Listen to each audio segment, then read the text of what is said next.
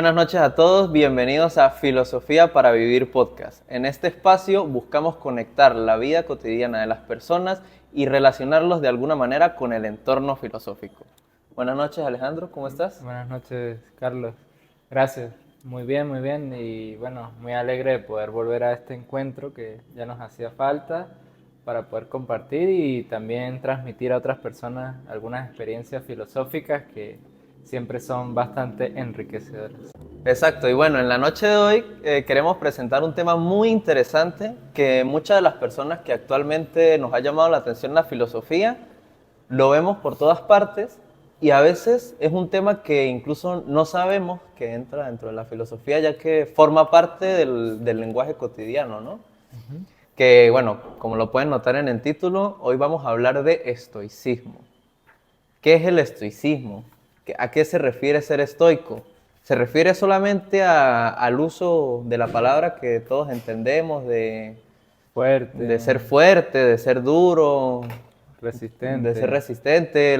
Bueno, hace poco estaba viendo un meme, por cierto, que hablaba de que ser estoico era como reprimir tus sentimientos y hacerte el duro ante la vida y bueno, poner cara de Moai así duro Ajá, y ya, y ajá. para adelante, ¿no? Sí, Pero hoy podemos profundizar un poco más en el tema de qué es ser estoico porque va más allá de eso, ¿no?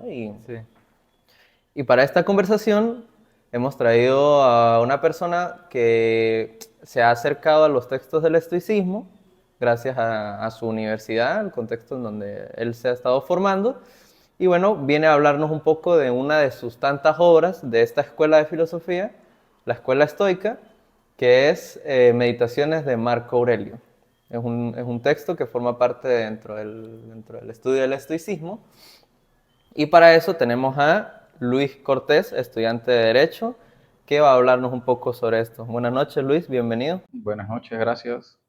Feliz de estar aquí. No sé si cabe acotar que nos conocemos hace más de una década, nuestras familias son amigos de pequeños, entonces pues estoy feliz que creo que es la primera vez que aparezco oficialmente en un podcast. Me habían invitado a una docena, pero no me había atrevido, pero pues como es con mis amigos, con todo el gusto, ¿no? Bueno, bienvenido. Bueno, Luis, háblanos un poco de ti, de tu experiencia con la filosofía, cómo te has acercado a estos temas, estudias Derecho, cómo afrontas esa materia, porque se ve filosofía del derecho justamente. Sí, bueno, en el derecho hay mucha filosofía, aquí Alejandro, que es colega, lo puede corroborar. Se maneja un término llamado metajurídico, en cuanto a que incluso el derecho acepta que hay temas que van más allá, al menos del entendimiento material que tenemos de las cosas ahora mismo, y pues entra en debate y está constantemente en debate. De hecho, el juez hace reflexiones filosóficas cada vez que va a dictar una sentencia o cada proceso en concreto tiene pues aristas que requieren sí o sí de un planteamiento que va más allá de las leyes materiales, siendo estas igual la base, pero la filosofía está ahí. En primer año vemos en Introducción al Derecho cualquier cantidad de autores, desde los clásicos griegos hasta los contemporáneos de la escuela alemana del derecho. En tercer año vemos Filosofía del Derecho, que bueno, de lleno entramos con docenas de autores, entre esos Marco Aurelio. Mi relación con la filosofía, pues bueno, desde pequeño me incliné, pero pues con mis estudios en el bachillerato tuve algunos roces. De hecho, pues tuve el privilegio en el colegio en el que estaba, que era bastante vanguardista, ver la materia filosofía en cuarto año, lo cual me abrió muchísimo la mente. Y pues tuve buenos profesores que pues me motivaban a seguir leyendo y pues les interesaba que un chamo, porque normalmente vemos la filosofía como ese leviatán pesado que es solo para gente aburrida y de traje y como que solo vive en lo material, ¿no? Pero es útil para el día a día.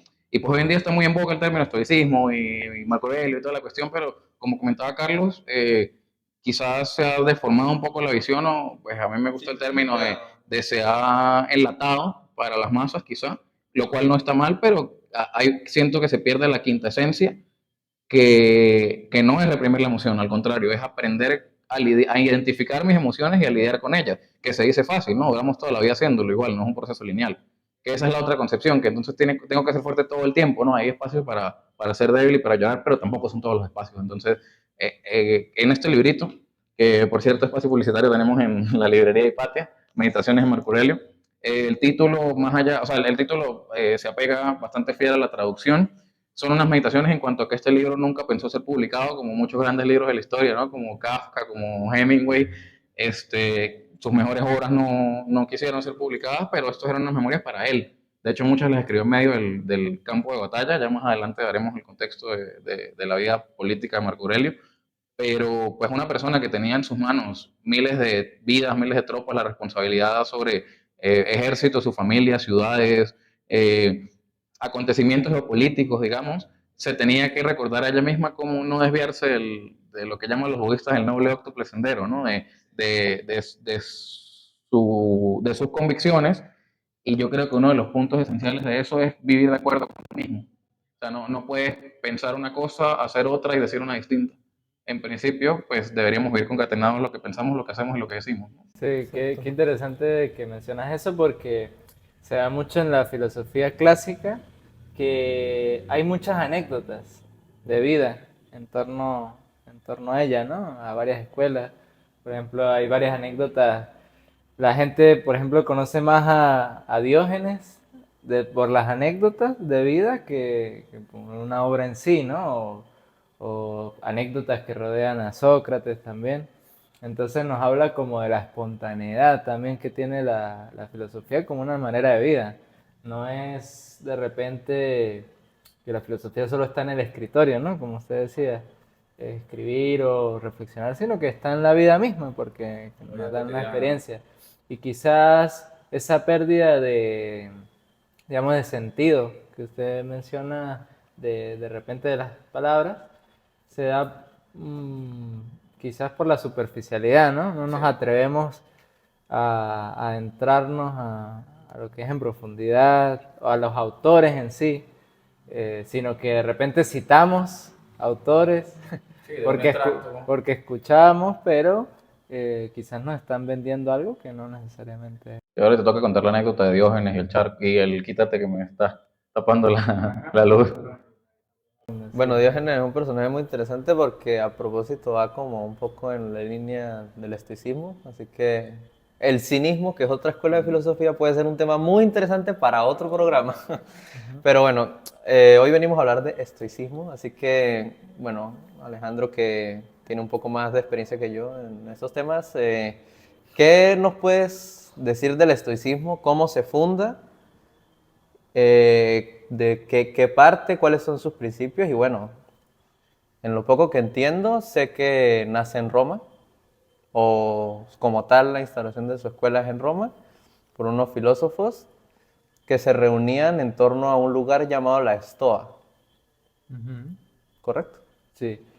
Sí, digamos que en Roma se va a conocer o se va a instaurar lo que en historia de filosofía o en algunos textos de historia de la filosofía se conoce como el estoicismo tardío, que es más bien es una rama del estoicismo más bien práctico, más moral, ¿no? Se distancia de la reflexión, digamos, de la dialéctica y va más a un tema práctico, un tema pragmático, ¿no? Entonces, ya en Roma vamos a encontrar una filosofía estoica mucho más práctica y lo vamos a ver en ejemplos específicos con Marco Aurelio, con Epícteto, con Séneca, que son como la tríada ahí como clásica, ¿no? Que lo tenemos ahí, por cierto. Ujú. Pero también está autores un poco más, digamos, anteriores, que es como Crisipo de Solos, antes. Y como tal, el estoicismo parte en Grecia, ¿no? En Atenas, con un discípulo directo de Sócrates que empieza a hacer estas reflexiones, ahorita me va a llegar el nombre, y va a generar un desarrollo, ¿no? A partir de quizás del domínate a ti mismo, que conocemos en la filosofía clásica. Pero como usted bien decía, pues también vamos a ver de que el estoicismo va a beber mucho del cinismo de Diógenes, ¿no? En esta, digamos, intento de vivir la filosofía del dominarse a sí mismo, que tenemos el ejemplo extremo en Diógenes, ¿no? Donde es un filósofo netamente práctico y bueno, digamos, demuestra todo su temple a través de la vida, de sus anécdotas. Y bueno, su maestro Antístenes, que también lo va a influir. Entonces, bueno, va a ser una escuela que, como digo, nace en Grecia, pero se va a desarrollar y va a tomar su auge no solamente como escuela, sino también como un movimiento filosófico en Roma. Y va a apoyar y va a ayudar a que el imperio romano como tal se sostenga y se desarrolle como cultura. Va a permear la cultura y va a estar presente en los ciudadanos romanos.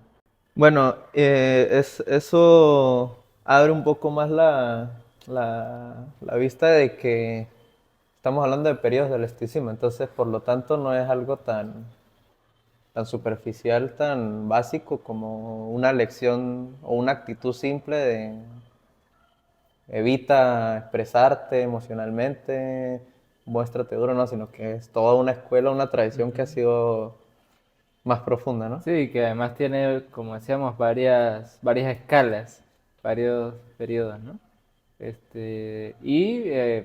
Me llegó el nombre del fundador, se llama Zenón, Zenón Ujú. de Sitio, que es considerado como el padre del estoicismo en Atenas. Vale. Bueno, Marco Aurelio, para encaminar la cosa, es un filósofo que también tiene la particularidad de que fue emperador de Roma, ¿no? Y fue uno de los dirigentes ya, uno de los 5 grandes emperadores de la Roma antigua, la Roma clásica. Y es recordado sobre todo por sus aportes, sus grandes, increíbles aportes a la filosofía clásica, como tú lo mencionabas, haciendo como esa gran tríada junto a Epícteto, Séneca y Marco Ujú. Aurelio. Y bueno, se cuenta que él tiene distintas experiencias donde muestra, como decía Luis al principio, ¿no? Muestra su vivencia de sus reflexiones llevadas a la práctica. O sea, hace ese trabajo de vivir de lo que piensa, o bueno, vivir de lo que piensa, no, vivir lo que piensa. Ujú. Y eso es muy interesante. Por ejemplo, hay una experiencia que se comentan varias veces aquí en las clases que hay un episodio donde hacen un complot contra él para como expulsarlo, ¿no? Hacer de tumbarlo del reino, un golpe, como una especie de golpe de estado. Y sus compañeros bueno, logran hacer una bolsa con las cartas de las personas que estaban haciendo complot contra él. Y Marco Aurelio, en vez de actuar con vehemencia, leer las cartas, quiénes eran los que estaban conspirando y, bueno, utilizar los medios duros de mandar Medios coercitivos. sí, mandar a exterminar a la persona que estuviera haciendo eso, decide quemar las cartas porque entiende que eso no le hace bien al Estado. Que más adelante Entonces, leemos unos extractos que hacen exacto. referencia un poco Entonces, bueno, ahí hay un acto que los hinduistas llamarían un acto manásico, ¿no? Un acto superior de conciencia que denota un poco la actitud que él tiene sobre su vida. Sí, es Y él como el rol político, es ¿no? su rol político, exacto. Y él precisamente, pues sus reflexiones los va escribiendo como en una especie de diario, donde él se pone como, bueno, como su meta de cada día reflexionar sobre lo que vive, sobre lo que piensa, sobre lo que aprende cada día. Y luego, después de que muere, su diario es encontrado y luego es publicado, ¿no? que es Meditaciones. Y es una joya, ¿verdad? Es uno de las recopilaciones o las crónicas más transversales de la historia, creo yo, ¿no? O sea, que quizá últimamente el diario de Ana Frank, pero Marco Aurelio ha sido transversal, o sea, en todas las escuelas, en todos los continentes, de alguna u otra manera se hace referencia a este librito que está aquí. Que es lo interesante, que no parte con el fin de ser publicado, sino No, es... yo creo que ni con el fin de ser leído, o sea, él en este libro se habla a sí mismo y con el carácter que uno tendría que hablarse a sí mismo, ¿no? Creo que es importante hacer el inciso que yo llego a este libro, pues como decía Alejandro, como todos uno ha visto extractos de Marco Aurelio y bueno, aprovecha el día y vive cada día como si fuera el último, etc. Hay unos preceptos muy universales, pero pues ¿Cómo llegas tú? me lo asignan a una evaluación de la universidad. Saludos al profesor Gerardo Díaz. Y a todo el mundo se le hace muy tedioso. Bueno, empezando porque ya mi generación, o sea, del 99 para acá, quizá se acostumbraron a leer en digital, nos acostumbramos a leer en digital, cosa que a mí me parece que fuerza mucho la vista, que pierde la magia, o sea, no, el olor del papel, la tinta, todo, el poder manchar el libro, o sea, el poder rayarlo, la cuestión. Ya tengo muchos amigos que incluso con sus tablets y laptops, bueno, se puede, ¿no? Resaltar digital, pero pierde la magia, pierde el alma para mí. La cuestión es que teníamos un acumulativo y a todo el mundo se le hizo muy pesado leerlo. De hecho, todo el mundo decía, parece que los 12 capítulos está dividiendo 12 capítulos, muy simbólico en cuanto a la numerología. Quién sabe si el original está vacío, lo dividieron para cuestiones de comercialización, pero a todo el mundo se le hizo sumamente tedioso porque parece que cada capítulo dijera exactamente lo mismo que el anterior.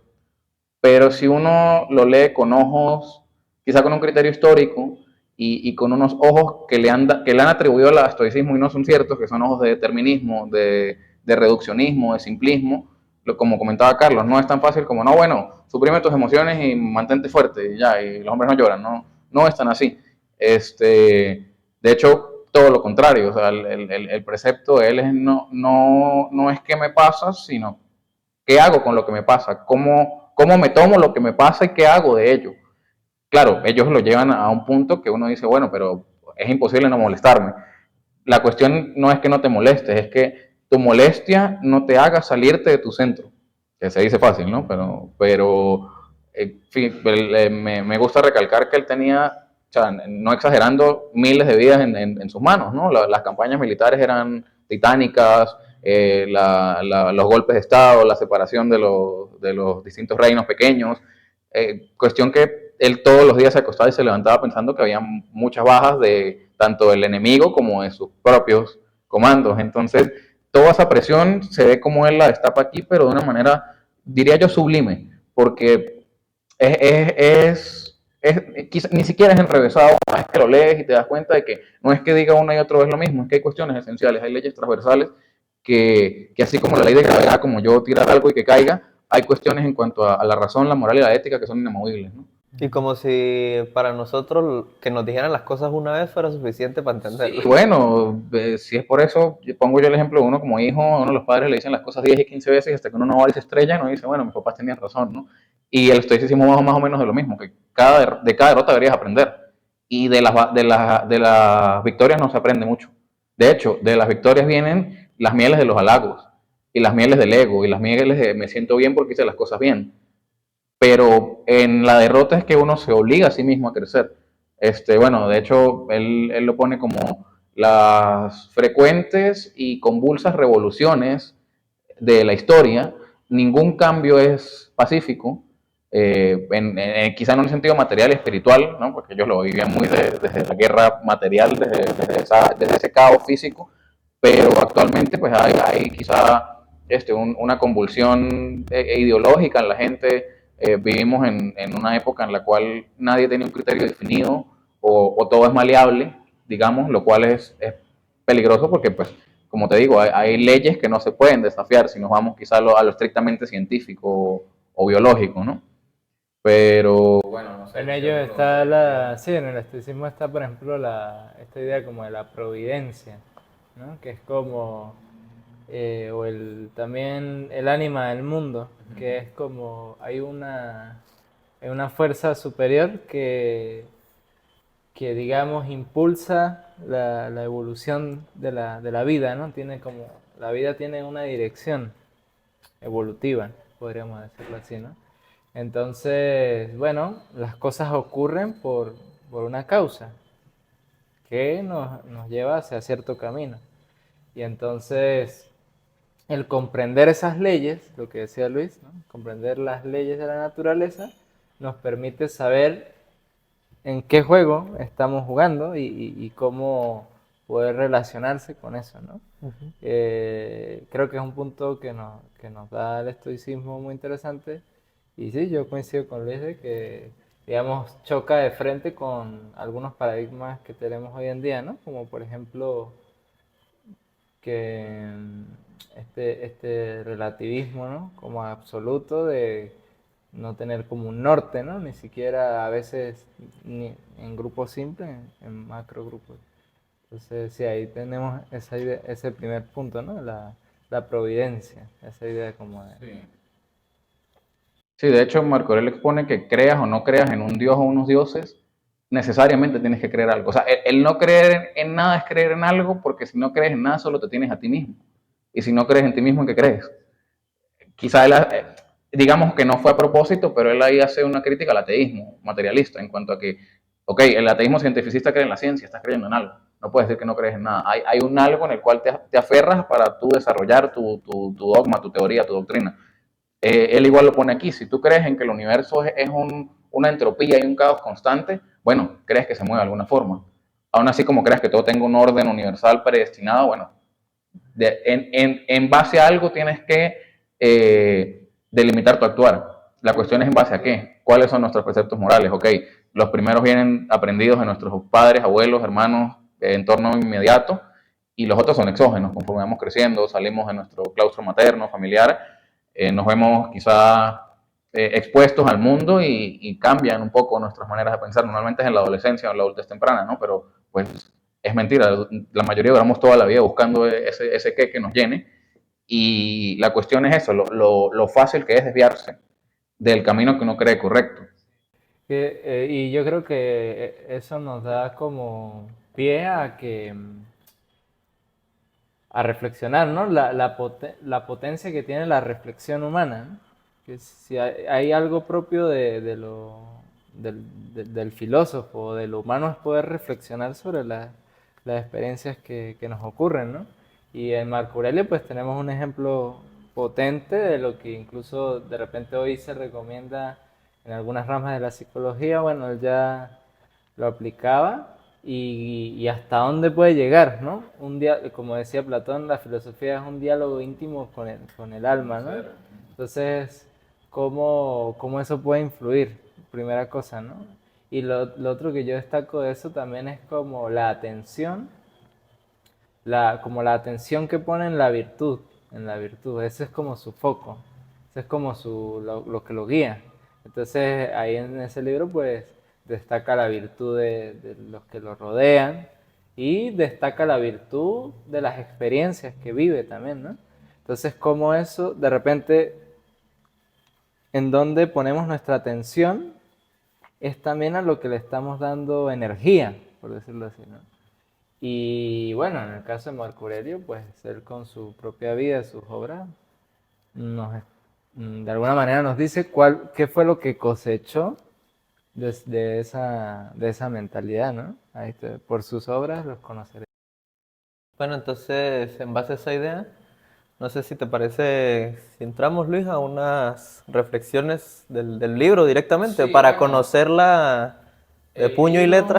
el libro, o pues como le comentaba a los muchachos, está dividido en 12 capítulos o en 12 libros, 12 partes, que no hay manera de saber históricamente a ciencia cierta si estaba así o no por cuestiones de comercialización, de edición, de que fuera más digerible, pero pues estos 12 capítulos, cada uno está concatenado. De hecho, Marco Aurelio hablaba acerca de los pensamientos y las acciones como una cadena, con la analogía muy famosa, incluso autores a lo largo de la historia han usado que, bueno, tu cadena es tan fuerte como el eslabón más débil de la misma.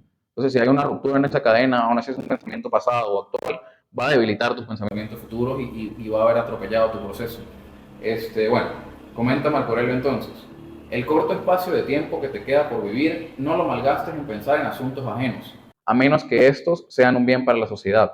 No puedes ocuparte entonces de qué hace otro y por qué lo hace, de qué dice o qué piensa, de las intrigas que trama u otra cosa cualquiera por el estilo. Es preciso excluir entonces de nuestros pensamientos todo aquello que pueda tener un objeto frívolo y vano, y con mayor motivo que solo sea efecto de la inquieta curiosidad o de una maldad habitual. Acostúmbrate entonces a pensar tan noble y rectamente que si de súbito te hicieran la pregunta ¿en qué piensas? Pudieras contestar inmediatamente y con toda franqueza, pienso esto o pienso aquello, de modo que tu respuesta no te avergüence y se vieras enseguida que tu alma está llena de sencillez, de bondad y que eres un ser digno a vivir con sus semejantes. Sí. Bueno, ese es el pensamiento clásico tradicional de no hagas lo que no te gusta que te hagan.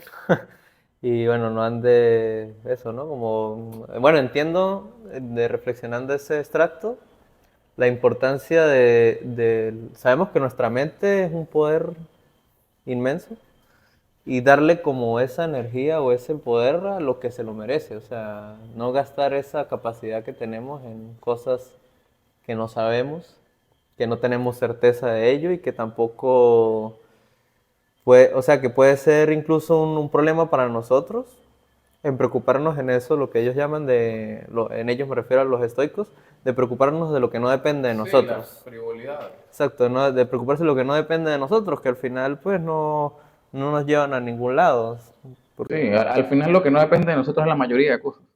Entonces no hay mucho que podamos hacer respecto a lo que pasa a nuestro alrededor, ¿no? Entonces ahí está la diatriba de caer en el círculo vicioso de la queja. No está mal quejarse porque tenemos que desahogarnos, somos humanos. Pero la persona que vive en la queja no sale de ese círculo y muchas veces se estanca en esos pensamientos aflictivos, ¿no? Porque, pues, como dices tú, la mente tiene mucho poder. No es fácil, dados nuestros contextos menos aún, pero si alguien que está en un contexto de matar o morir y cuando el promedio de vida eran 40 años logró llegar a esas conclusiones hace 1500 años, quizás nosotros en la actualidad tenemos muchas más herramientas para poder lidiar con nuestras emociones, ¿no? Lo que decías tú acerca de escribir o de llevar una reflexión, hoy en día se llama journaling, ¿no? O escribir en diario. Muchas escuelas de psicología, la cognitiva conductual, incluso la medicina sistémica, digamos, las constelaciones familiares, todas transversalmente, la psicoterapia, convergen en que es bueno escribir, porque esa es una manera bueno, a mí en el caso personal que me cuesta expresarme muchas veces, cuando lo escribo siento que estoy catartizando la emoción, sí, de alguna u otra manera, fluyendo, porque muchas veces nos aferramos al pensamiento aflictivo por no soltarlo, por no querer contaminar a otros, por miedo, por vergüenza. Pero hay que lidiar con ello, no es el negacionismo exacto de no, soy fuerte y no me pasa nada, porque es como una olla de presión, o sea, es como barrer el mugre debajo de la mesa. Sí, nos invita como a hacer ese ejercicio de como que la mente esté enfocada en uno mismo, ¿no? Porque claro, digamos el desafío, la trampa en la que nos pone la mente siempre es irse hacia afuera, ¿no? A exteriorizarse, enredarse en cosas que no puede controlar y que normalmente cae como en una especie de curiosidad, como lo dice ahí, ¿no? Morbosear, digamos, en cosas externas, quizás como una vía de escape o de evasión, quizás al vacío, ¿no? O a la miseria que tenemos dentro. Para no mirarnos a gente porque está muy feo, pues miramos a... Sí, a ver, Marco Aurelio justo comenta que las voluptuosidades de la vida, dígase, todo aquello que satura a los sentidos y por ende al espíritu, eh, está reservado para los bandidos, los pervertidos y sí, la gente que vibra quizás en una frecuencia más baja, porque al nosotros no querer lidiar con nuestras emociones, buscamos escapes exógenos. Dígase música alta, que es algo tan común en nuestras sociedades latinoamericanas, dígase alcohol, dígase drogas, dígase misma cafeína, nicotina. Siempre buscamos un escape. Que esto para el budismo y las religiones dármicas es, nos comentaba un compañero de Mérida, quizá un poco nuestros chakras del plexo solar y el superior se ven afectados por ruidos altos, sustancias exógenas, al punto de que no lidiamos con cómo nos sentimos, sino simplemente lo tapamos. Pero pues ese velo se desenreda eventualmente. Entonces, lo que ya Que es un poco ignorar eso, ignorar el mundo interior y quererlo como tapar de alguna forma. lo que él llama voluptuosidades para bandidos y pervertidos, en un lenguaje moderno sería pues todo lo exógeno, que igual la experiencia humana es un poco de eso, ¿no? Experimentarlo para saber, ok, no me gusta, pero pues como vemos a nuestro alrededor y en nuestros entornos, la gente no puede vivir sin ruidos altos, no puede vivir sin exógeno, no podemos, porque la mayoría vivimos condicionados por exógeno, y el día que no cumplimos con uno de esos ítems o elementos aturdidores, nos sentimos extraños, no podemos dormir, no podemos comer, estamos de mal humor, porque vivimos dependientes de los estímulos externos. Entonces, concatenándolo con un poco el precepto de meditaciones también, el estar presente y el estar al tanto de cómo me siento, de cómo se siente mi cuerpo. O sea, el cuerpo es un artefacto maravilloso que funciona por default. Aún así, el cuerpo tú no le metas agua, comida en días, al igual sigue vivo y sigue funcionando. Cuando dormimos sigue funcionando. La cuestión es, ok, yo sé qué comida le hace bien y mal a mi cuerpo. Yo sé qué alimentos, qué bebidas le hacen mal a mi cuerpo. Sé que si no me hidrato quizá me vaya a dar dolor de cabeza. Y todo esto es algo que uno aprende conforme le va pasando. O sea, nadie aprende en lo positivo, se aprende en lo aflictivo, ¿no? Bueno, creo que es sí, conveniente seguir un poco el pensamiento que el entero está en el libro 2. Este es el libro 5 y es respecto a la muerte. Pues ahí quería hacer la salvedad de que nosotros como sociedades católicas tenemos un tabú muy grande con la muerte. La muerte es difícil para nosotros. De hecho, uno, frente a muchos familiares toca el tema, incluso se escandaliza, no se asusta, no se indigna, ¿no? Lo digo en mi caso personal, con las salvedades de quizá algo en México, pero en general, en esta parte quizá del continente, la muerte es un tema muy tabú para nosotros. Comenta Marco Aurelio en el libro 5 acerca de la muerte. Si algún día viniese a informarte de que debes morir mañana o más tarde, pasado mañana, no te debería importar mucho que sea un día u otro, a no ser que fueses el hombre más cobarde del universo. ¿Acaso pues representa algo este plazo? Piensa igualmente que lo mismo da morir mañana que dentro de varios años. Eso puede sonar un poco radical, pero él ahí hace referencia, de una manera directa o indirecta, a que la vida es corta, a que somos una partícula ínfima en el universo, porque pues, ya ellos tenían conocimiento del sistema solar, de los astros, y ellos hacían la analogía como el macrocosmos. Así como la Tierra es un pequeño punto en la galaxia, nosotros somos un pequeño punto de la Tierra. Entonces, partiendo de esto, creas o no creas en la reencarnación, en otras vidas, la vida que tenemos ahora materialmente es esta. Y toca hacer algo con ella. Entonces, queda en uno qué hacer. Muchas veces pues le echamos la culpa a nuestros padres, a nuestro entorno, a la situación país, pero al final depende de nosotros. Depende de nosotros migrar o quedarnos, depende de nosotros pues que es el tema en boca, depende de nosotros ser buenos o no ser buenos, por muy simplista que eso suene, ¿no? Sí, ese principio del estoicismo se conoce como el memento mori, es decir, recuerda que vas a morir. Y es muy interesante porque, claro, como tú dices, quizás nosotros hoy en día le huimos a eso, pero los filósofos clásicos en general, en particular, por ejemplo, Platón o los estoicos, más bien nos hablan de ver a la muerte como una ley de la naturaleza. O sea, si queremos vivir desde acercarnos a la verdad, acercarnos a una vida más auténtica, pues tenemos que reconocer las leyes que nos gobiernan, ¿no? Y una de las leyes es la muerte, que todo nace y muere. Claro. Exacto. Pero eso, más que darnos una perspectiva de repente o una actitud, digamos, derrotista, ¿no?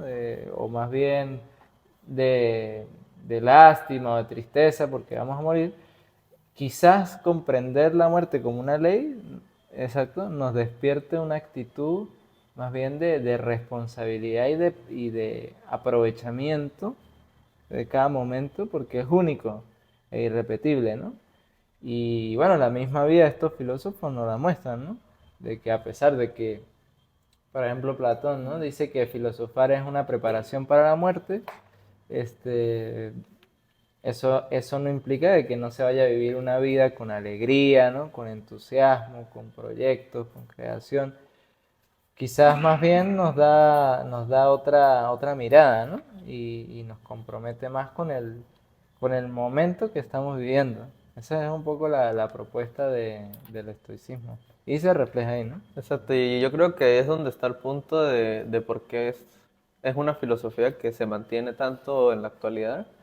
O sea, se mantiene en el sentido de que se sigue hablando de ella porque es como muy transversal a la hora de ser aplicada por personas creyentes, personas Ujú. no creyentes, algún partido político, Ujú. alguna inclinación de la que sea, porque es una filosofía muy rica en lo práctico. O sea, a fin de cuentas es una disciplina que te marca una actitud frente a la vida Ujú. Ujú. y que es transversal a todo eso. O sea, no toca necesariamente esas caras de la vida, ¿no? Sí, quizás digamos, como todo en la vida, ¿no? Quizás lo peligroso, o digamos la prueba que nos pone el estoicismo, es quizás lo que comentábamos al principio, no quedarnos en la superficialidad. Porque, claro, como tienes estas máximas, ¿no? De practica esto, haz esto. Y te sientes genial nada más diciéndola, sí. La actitud como superficial es tipo ver el video de YouTube, ¿no? 5 cosas para fortalecer mi... Compartirlo. Ajá. Entonces, las 5 cosas que tengo que hacer es esto. Listo, eso es una verdad. Eso es una actitud, claro que todos pasamos por ahí, pero es bastante infantil O sea, como introducción. en lo filosófico Ajá. y va a producir lo que usted dijo, va a producir dolor. Porque yo lo voy a practicar y me voy a dar cuenta que no soy Hay que capaz de llegar pasar por ahí. allí, estrellarse y pensar que no es tan fácil como hice las 5 cosas hoy, mañana voy a sentirme bien.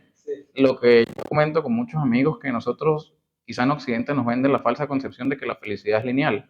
Para mí la felicidad es lineal, o sea, no puedes estar feliz todo el tiempo porque estás en negación. Y como no puedes estar triste todo el tiempo porque hay un desbalance neuroquímico y si lo estás buscas ayuda profesional, buscas remedios, sean naturistas o medicarte ya con fármacos tradicionales, pero apoyo en tus círculos, pero algo haces, o sea, no puedes vivir siempre feliz o siempre triste, porque en cualquiera de los dos casos algo falla, es verlo como el gráfico de que sube y baja, ¿no? En parábola o en picos y bajas. No es una sola línea en que siempre estoy feliz, siempre estoy triste. Y el lidiar con esa idea nos es muy difícil, porque siempre nos venden que todo tiene que estar bien siempre. O sea, ese falso optimismo que nos tratan de vender ahorita muchas corrientes de la llamada autoayuda, que me parece que es un término que no está mal, solo que lo han utilizado mal, porque al final el cambio empieza por uno, no suena trillado, suena cliché, pero si uno no se conoce a sí mismo, no sabe qué le gusta, no sabe qué piensa, al final va a andar divagando como el mono, ¿no? Claro. Exacto, porque, Sí, porque sí. como esa fase que tú comentas de inducirnos en la filosofía a través de videos y máximas específicas, puede ser eso, una fase que pues, es posible que muchas personas que están conociendo el tema del estoicismo hayan empezado por esa vía. No quiere decir que está mal, pero que la invitación que queremos hacer es a que se profundice más en el tema si de verdad llama la atención porque es todo una filosofía muy interesante y como dice Alejandro, en esos videos de 5 o 10 minutos no se va a encontrar la riqueza, ¿no? La riqueza total de ese estilo. Entonces la invitación es a profundizar. Sí, ni en un podcast de 40 minutos, ni en un libro de 200 páginas, o sea, no porque leí Meditaciones de Marco Aurelio soy estoico. De hecho, nadie, o sea, ninguno de los maestros se hacía llamar a sí mismo maestro, ningún estoico se hacía llamar a sí mismo estoico, o ningún sabio se hacía llamar a sí mismo sabio, ¿no? Es algo que viene con el tiempo. Me gustaría hacer un inciso, perdón, para leer muy en la cotidianidad, como tú decías, una filosofía muy práctica. Marco Aurelio se pregunta a sí mismo, ¿qué ves del baño que tomas? Grasa, sudor, agua sucia y cosas repugnantes. Lo mismo debes ver en cada una de las circunstancias de la vida y lo que está en el alcance de la vista. Quizás suena un poco asqueroso, pero podemos hacer una analogía un poco más amigable en cuanto a qué es lo que pienso cuando me levanto. Yo en lo personal muchas veces me levanto con la alarma y lo primero que hago mecánicamente es estirar el brazo para apagar el teléfono y en el medio me quedo revisando el teléfono. No oigo el cantar de los pájaros en la mañana, no oigo el silbar del viento cuando cambia un poco el color del cielo, no oigo, como digo, los pájaros, los perros, que no estoy al tanto de mi entorno, o sea, me obnubilo en lo que yo llamo mi apéndice, que es el teléfono, y dejo de prestar atención en lo que me rodea. No sé quién está en mi casa, no sé si estoy solo, no sé si es tarde o no, porque yo voy a revisar las noticias, los chismes. Entonces, esta analogía del baño, y muy interesante porque aún así uno no quiera, estos textos lo marcan. Yo cuando la vi quizá la pasé por alto, y hace no mucho, sin tener en cuenta el libro ni nada, me empecé a dar cuenta de qué sucio queda el baño después de que uno se baña, ¿no? Empecé a limpiar más seguido el baño, porque es cierto, o sea, hay gente que parte le no, bueno, el baño no está sucio porque fluye el agua, fluye el jabón, no, tú emanas suciedad de tu cuerpo porque como un sistema hay que depurarse, ¿no?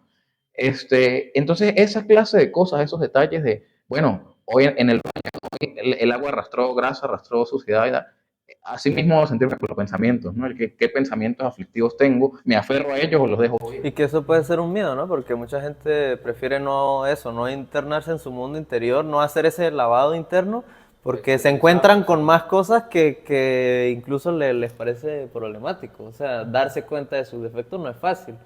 Y hacer como esa revisión no es sencilla. Entonces es como que prefieren, lo que tú decías, exteriorizarse tanto en los estímulos externos, porque el mundo interior me ofrece a mí o sea, un duelo no, un reto, un verdadero reto. Entonces, O sea, la analogía está perfecta porque eso, o sea, uno se mete a limpiar su mundo interior y se da cuenta que tiene ahí el desastre y bueno, Sí. eso para los preparados pues está la oportunidad de revisarse y hacer esa limpieza, exacto. Y es como todo un proceso que va a llevar sus caídas, no es lineal, va a llevar sus procesos de derrota y bueno, y sus victorias también y sus triunfos, ¿no? Sí, a mí me gustaría comentar, y pues, a ver, quizá no tengo toda la academia o toda la propiedad para decirlo. En mi experiencia personal, los latinoamericanos somos muy pasionales. O sea, en todo Occidente lo somos, pero quizá los latinoamericanos nos aferramos un poco a lo aflictivo, ¿no? Siempre es un despecho, es una pasión, estoy enamorado y sufro. Y la cuestión es que a veces las cosas no son para tanto. Si nos ponemos a ver en lo efímera de la vida, quizás sufrir por un drama una semana, a menos de que, bueno, ya las cuestiones familiares hacen mella al punto de que uno tiene que vivir los lutos, vivir los procesos, las enfermedades. Pero hay veces que cosas tan insignificantes como, bueno, me peleé con alguien en la calle porque yo estaba pasando a pie o en el carro y él me tocó, yo lo grité, o sea, cosas que pasan todos los días porque es inevitable. Me pasa en lo personal, ¿no? Me aferro a tanto que digo, llevo una semana molesto. Y molesto por una cosa cotidiana, banal, frívola, superficial. Entonces no es justo ni para conmigo ni para los que me rodean porque no estoy al 100 por algo insignificante. Entonces me parece ya acá para ir terminando los extractos. Comenta Marco Aurelio, acuérdate de la naturaleza universal de la que solo formas una ínfima molécula, de la continuidad de los tiempos, de cuyo reparto te ha tocado un espacio insignificante, apenas un intervalo, y del destino, que cuenta por una unidad, pero cuán pequeña. Que alguien se hace culpable para conmigo, solo a él debe importarle. Suya ha sido su voluntad y suyo es el acto. Por mi parte, solo tengo este momento que la naturaleza común quiere que tenga, y hago únicamente lo que mi naturaleza individual exige que haga. Marco Aurelio contempla tres analogías para el ser, la razón divina o el sostén, el todo, Dios, etc. El medio en el que nos encontremos, el día es el medio humano, nuestros semejantes civilizados y las personas que nos rodean inmediatamente. Y yo tengo que lidiar con esas tres cosas. Yo tengo que lidiar con mi Dios o mis dioses, con en qué creo, con mi fe, ¿no? Que, pues como les comento, no hay manera de no tenerla. Incluso los ateos creen en algo. No creer nada es creer en algo, yéndonos a lo estrictamente lógico, ¿no? Marco Aurelio hace énfasis en la razón. Dice que toda raíz del poder es la razón, que la razón es la que te lleva a ti a empoderarte del medio, del medio de ti mismo, de los que te rodean, del medio humano y de Dios. Porque al final, pues, si yo estoy en paz con Dios o con lo que yo creo que es Dios, estoy en paz conmigo mismo. Y si estoy en paz con los que me rodean, estoy en paz conmigo mismo. Alguien que vive en conflicto con sí mismo, con los demás, o con Dios, o con la raza humana, no va a tener descanso y va a vivir atormentado. Claro. Que creo que es un poco lo que el meollo de la filosofía, ¿no? ¿Por qué vine? ¿A qué vine? ¿Qué estoy haciendo? Nadie tiene una respuesta objetiva, si no, no habrían miles de autores al respecto, pero nosotros vamos dándole un poco de sentido y significancia, ¿no? O sea, bueno, habla acerca de que sea la academia o sea el oficio, te dediques a él con gusto, lo que llama un poco Kant la satisfacción del deber cumplido, ¿no? Que siempre vivimos en un estímulo-respuesta de hago algo, me felicitan, hago algo, méritos, las mieles de la victoria. Pero cuando lo hago mal, tengo que estar consciente de que lo hice mal y volverlo a hacer mejor. No porque me lo reconozcan, porque al final la única opinión que importa es la que tenga uno de sí mismo. Y esa no puede estar condicionada ni por una derrota ni por una victoria. Porque, pues como hablábamos hace rato, no es lineal.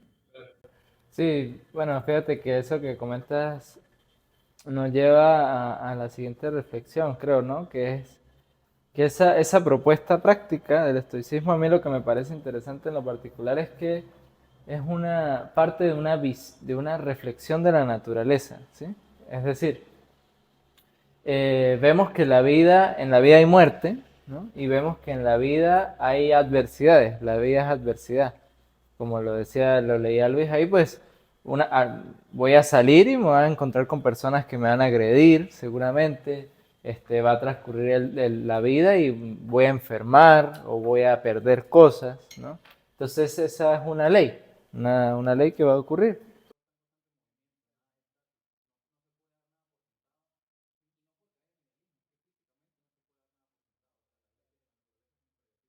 Entonces, para llegar a esa paz que tú decías, el estoico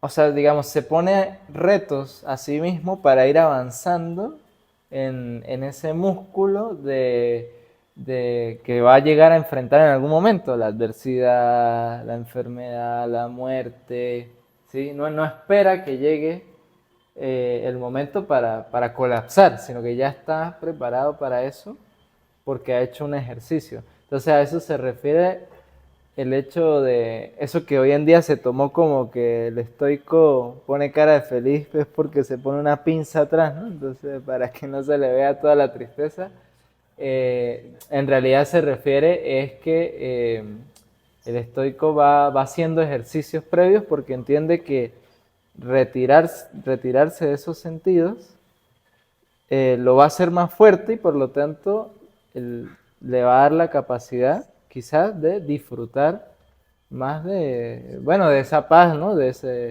esa unión con la naturaleza, con lo que lo rodea y en definitiva consigo mismo, como usted decía, quizás sea bastante injusto el ignorar eso, esa fortaleza que debiéramos Sí, desarrollar. y actualmente nos venden el estoicismo enlatado, pero nos venden corrientes sumamente individualistas, ¿no? Y yoístas. Todo, bueno, no puedo exponerme a nada que me haga sentir mal, ¿no? Pues no sales de tu casa y te conviertes en un ermitaño. Sí. Y pues como dice Marco Aurelio y mil filósofos más, somos seres sociales por naturaleza. Y es relacionándonos con el otro que creamos nuestra identidad.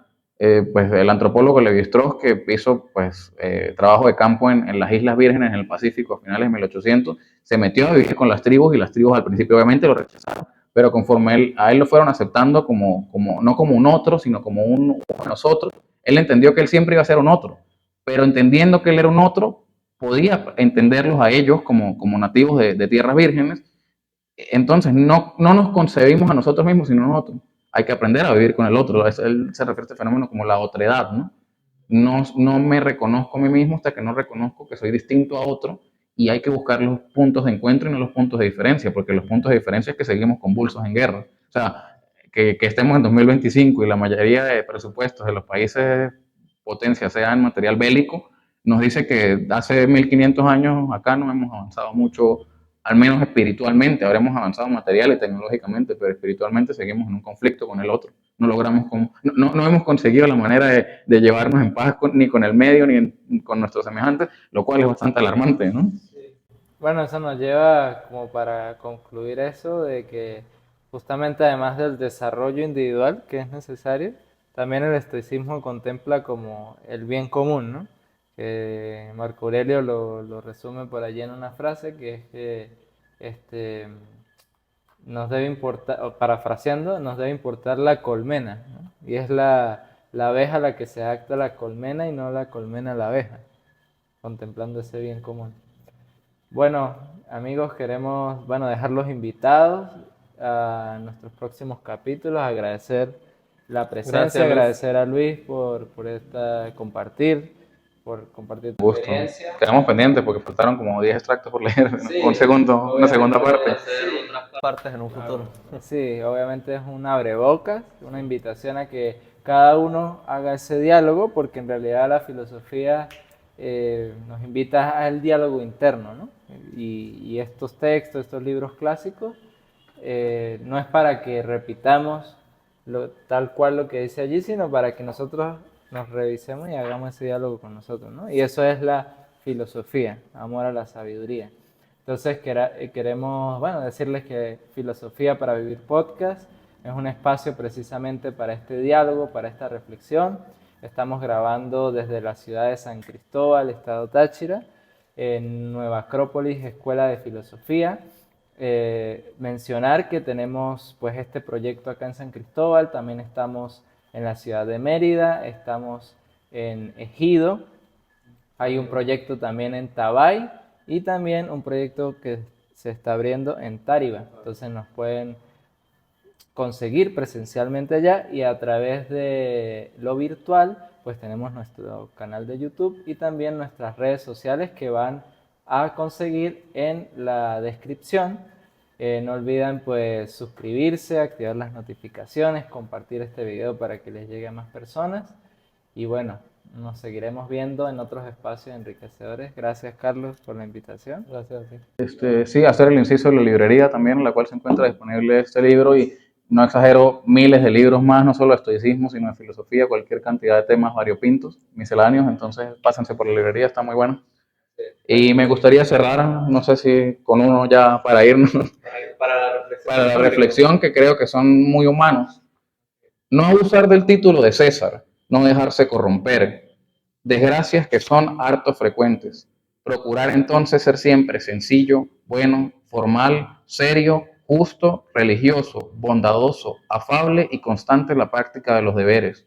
Acrecentar el esfuerzo con el fin de que permanezcas tal como te has formado en tu filosofía. Venerar a Dios o a los dioses y respetar a los hombres. La vida es corta. La única ventaja que nos proporciona la existencia en este mundo es la de poseer virtud en el corazón y obrar por el bien de la sociedad. La misión de la naturaleza del universo es la de trasladar allá lo que está aquí, de cambiarlo de estado y, en fin, de volver a hablar de este sitio para otro. Todo es un constante cambio, todo es una mudanza continua. Vive pues sin miedo, que no sucederá nada nuevo ni extraordinario. Todo se halla ya repartido en justa proporción. Nos vemos en el próximo capítulo. Gracias.